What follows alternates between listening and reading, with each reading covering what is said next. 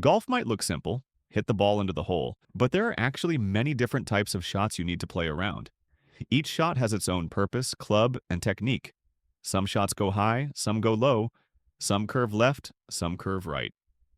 In this video, I'll explain every golf shot you need to know in a way that's easy to understand. Whether you're just starting out or you've been playing for years, understanding these shots will help you navigate the course and lower your scores. Let's get started with the first shot you'll hit on most holes, the drive. The drive. The drive is the first shot you hit on most holes using your biggest club called the driver. This shot is all about distance, getting the ball as far down the fairway as possible. The driver has the least loft of any full swing club in your bag, which helps the ball go farther. What makes the drive special is the tee. This is the only shot where you're allowed to raise the ball off the ground, making it easier to hit. A good drive sets up the rest of the hole, giving you a shorter, easier shot to the green. Tiger Woods was famous for his powerful drives in the early 2000s, often hitting the ball over 300 yards. Bryson DeChambeau recently changed his body and swing to hit even longer drives, sometimes over 350 yards. The challenge with driving is balancing distance with accuracy. The farther you try to hit it, the more likely you are to miss the fairway. At the top level, players constantly balance distance and accuracy, course by course. The fairway wood. The fairway wood is used for long shots when you're still far from the green, usually after your drive. These clubs have a rounded bottom that helps them glide over the grass without digging in, which is why they work well off the fairway. What makes fairway woods special is their combination of distance and versatility. They can be hit from the tee for more control than a driver, or from the fairway for more distance than an iron. The most common fairway woods are the 3-wood and 5-wood. Henrik Stenson is known as one of the best fairway wood players ever.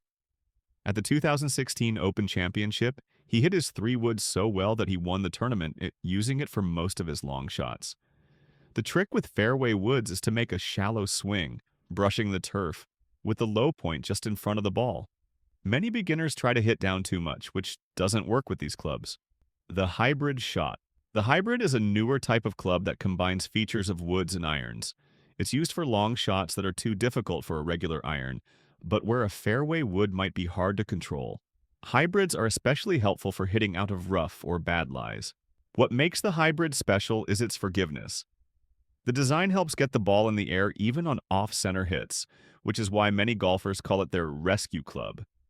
Hybrids have replaced long irons for many golfers, even plenty of tour winners, because they're easier to launch from rough and tight lies.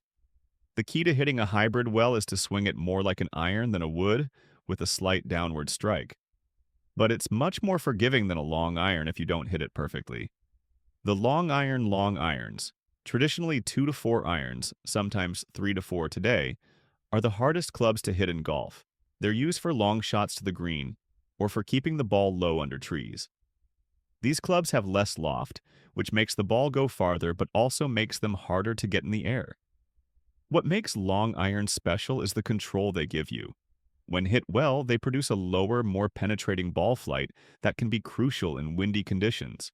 They also roll farther after landing, which can be useful on firm fairways. Ben Hogan was famous for his incredible long iron play, and Tiger Woods' 2-iron stinger shot became legendary for its accuracy and control. Most amateur golfers struggle with long irons because they require a very precise strike. That's why many players have replaced them with easier-to-hit hybrids. If you do use long irons, the key is to make a smooth swing and accept that the ball won't go as high as with other clubs. The mid-iron approach. Mid-irons, 5, 6, and 7 irons, are the workhorses of golf used for approach shots to the green from medium distances. These are the clubs you'll probably use the most during a round. What makes mid-irons special is their balance of distance and accuracy. They're easier to control than long irons but still provide enough distance to reach most greens.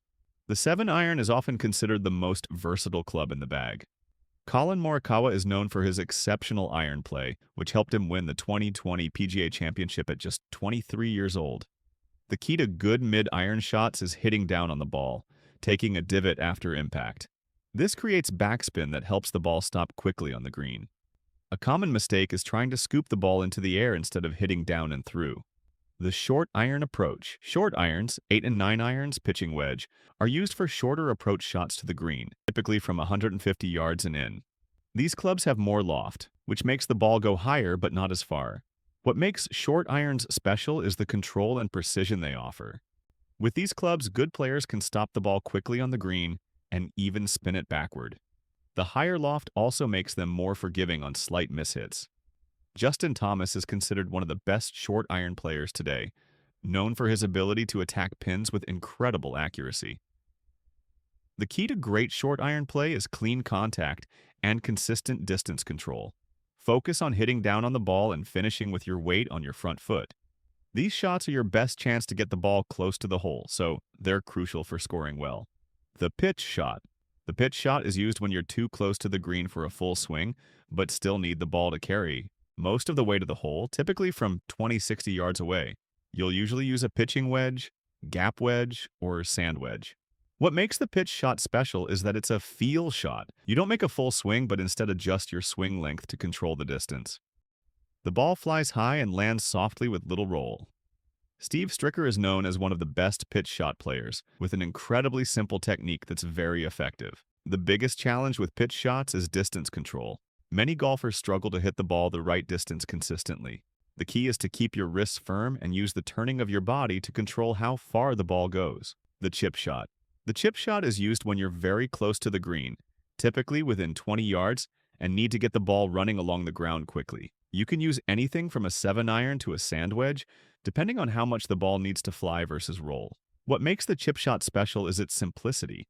It's almost like a putting motion, with the club adding just enough loft to get the ball over the fringe and onto the green. A good chip shot spends more time rolling than flying.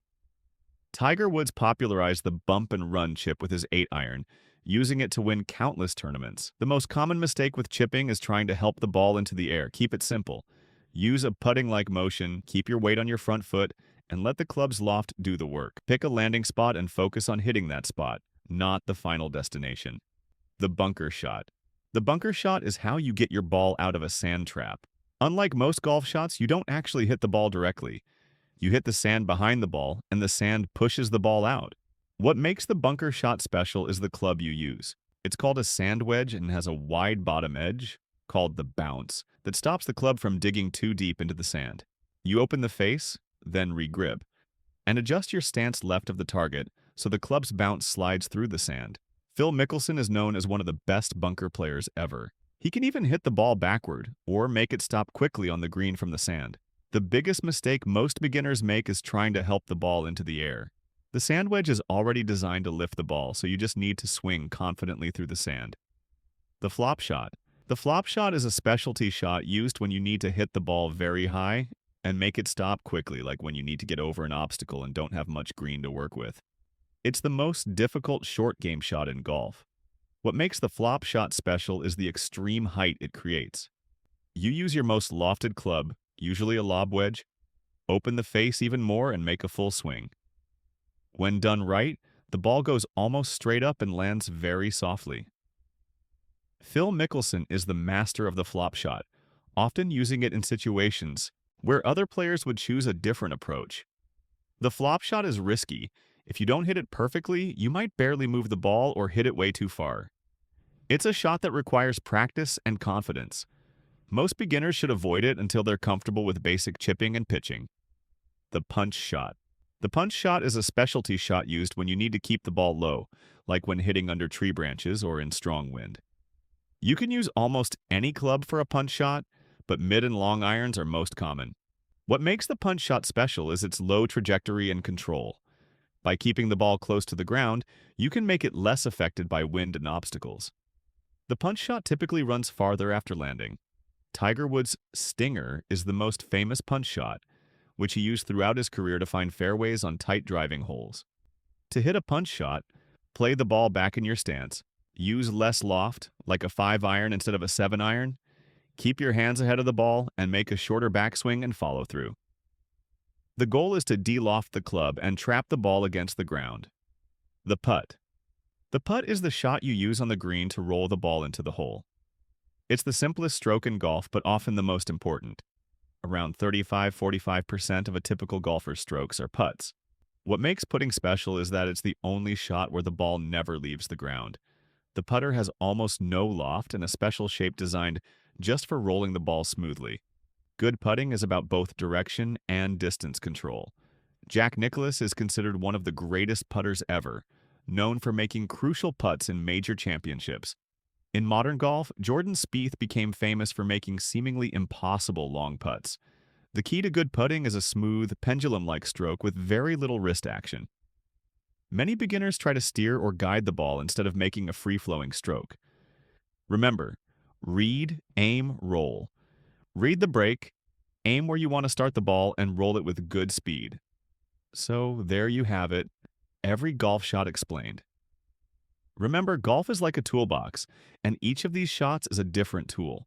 The best golfers know exactly which tool to use in each situation. You don't need to master all of these shots right away. Start with the basics: driving, iron shots, chipping, and putting. As you get better, add more shots to your arsenal. The more shots you can hit confidently, the more fun golf becomes.